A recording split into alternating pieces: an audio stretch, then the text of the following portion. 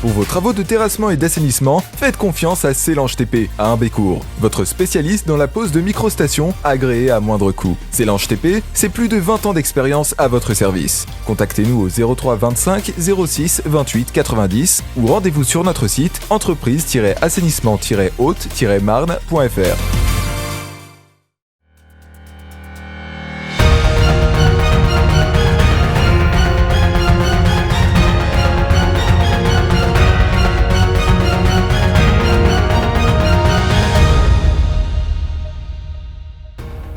Bonsoir à tous, bienvenue dans votre journal week-end du samedi 22 août 2020. Voici les titres de cette édition. Le risque de noyade est très élevé pendant la période estivale, mais comment éviter un dramatique accident? Élément de réponse dès le début de ce journal. Un spectacle de danse contemporaine s'est tenu cette semaine à l'abbaye de Trois-Fontaines, à voir dans un instant.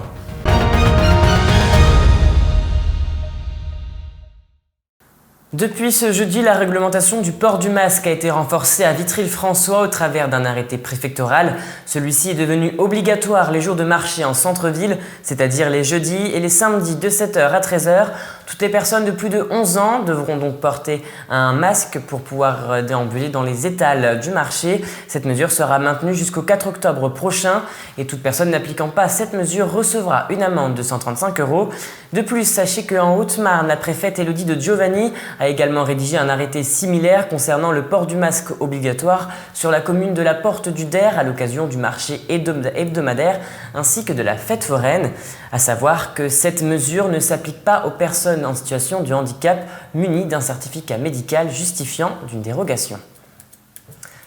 Tout autre chose à présent, chaque été, avec l'apparition des fortes chaleurs, nombreuses sont les personnes à vouloir se rafraîchir dans l'eau, une situation qui augmente le risque de noyade. Elle provoque au moins 1 millier de décès chaque année. C'est d'ailleurs la première cause de mortalité des accidents de la vie courante chez les moins de 25 ans.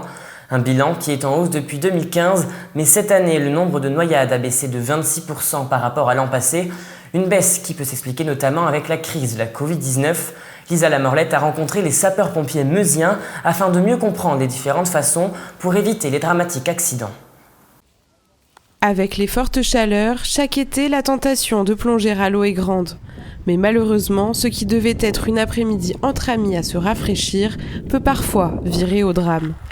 Comme ici à Ancerville, où en 2016, un adolescent de 15 ans avait perdu la vie, pris dans un tourbillon. Potentiellement, tous les sites sont dangereux, de la piscine familiale à des sites comme celui-ci avec des barrages, une topographie particulière. L'année dernière, les pompiers de la Meuse ont été appelés 13 fois pour venir secourir des personnes en train de se noyer. C'est la première cause d'accident domestique pour les moins de 15 ans. Donc c'est vraiment un facteur de risque à prendre en compte pour les familles, avant que ce soit pour appeler le 18. C'est déjà au niveau de la cellule familiale qu'il faut avoir ça en tête. Des interventions compliquées qui se terminent rarement bien, surtout que dans une zone rurale comme ici, les délais sont autour de 15-20 minutes entre l'alerte donnée et l'arrivée des secours. C'est vrai que plus les délais de rassemblement sont longs, et moins on a de chances de se retrouver avec une personne consciente dans l'eau. Et les facteurs de risque sont nombreux, une chute, une hydrocution ou même la consommation d'alcool. Malheureusement, tous les ans, on intervient sur une méconnaissance de son niveau aquatique et une rentrée brutale dans l'eau, ou des sites où un jeune ou moins jeune va s'aventurer alors qu'il ne connaît pas. Alors, avant de plonger dans l'eau, pensez à bien vérifier si la baignade y est autorisée, rentrez dans l'eau progressivement et restez prudent.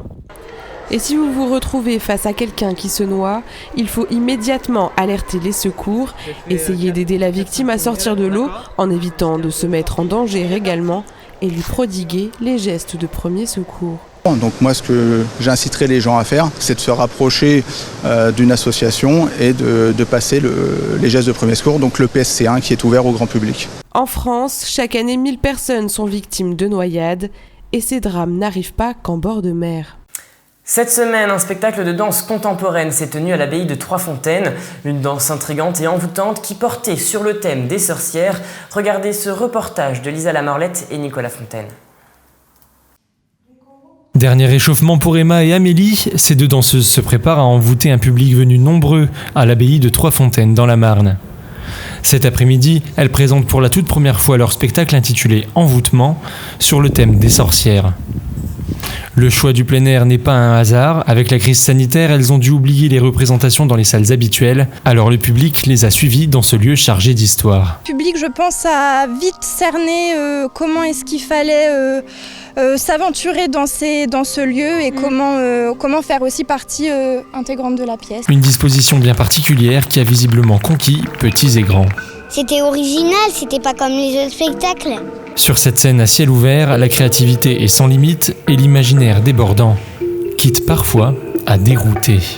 Pour moi, j'ai compris qu'elle se battait un petit peu au début, au deuxième emplacement, parce que on faisait le tour de Trois-Fontaines. Après, j'ai plus trop compris.